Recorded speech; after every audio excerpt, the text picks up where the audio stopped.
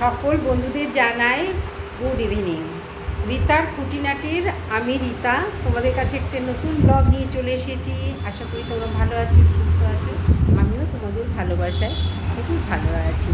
তো আজকে ব্লগটা তোমরা দেখো, যদি ভালো লাগে লাইক কমেন্ট শেয়ার করে দিও, সাবস্ক্রাইব করে দিও।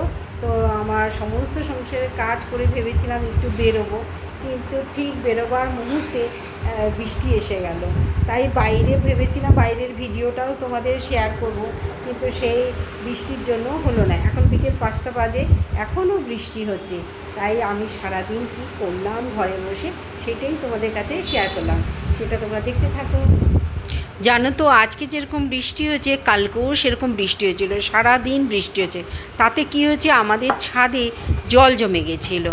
যেখানে ছাদের জলটা বেরোয় যে এই পাইপটা দিয়ে, সেটা কোনো কারণে হয়তো গাছের পাতা বা কিছু আটকে গিয়ে জলটা পাস হয়নি।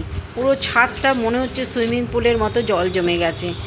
সেই কারণে আমরা কালকে রাতেই এই ব্যাপারটা দেখেছি, কিন্তু অত রাত হয়ে গেছে বলে আমরা আর ওই ছাদের জলটা বার করতে পারিনি।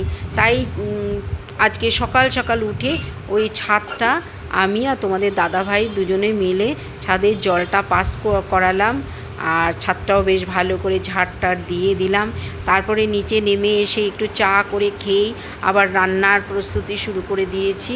তো সবজি কাটছি, করলা আর ঢ্যাঁড়স, আজকে তাই করেছি। করলা ভাজা, ঢ্যাঁড়সের তরকারি আর পটল আলু দিয়ে ডিমের ঝোল করেছিলাম। তারপরে রান্না টান্না করে আমার একটু বেরোনোর কথা ছিল, কিছু অফিসিয়ালি কাজ ছিল বাইরে, সেগুলো একটু করব ভেবেছিলাম, সেগুলো আর করা হলো না। ঠিক বেরোবার মুহূর্তেই বৃষ্টি শুরু হয়ে গেল। তাই তোমাদের বৃষ্টিটাও একটু বারান্দা দিয়ে তোমাদেরকে দেখালাম। দেখো কি জোরে বৃষ্টি হচ্ছে। আমার বৃষ্টি দেখতে ভীষণ ভালো লাগে, জানো তো। তাই বারান্দায় দাঁড়িয়ে দাঁড়িয়ে একটু বৃষ্টি দেখলাম। তারপর স্নান টান করে পুজো দিলাম, পুজো দিয়ে খেলাম। খাওয়ার পরেও দেখছি বৃষ্টি আর শেষ হচ্ছে না। তোমাদের ব্লগটা কেমন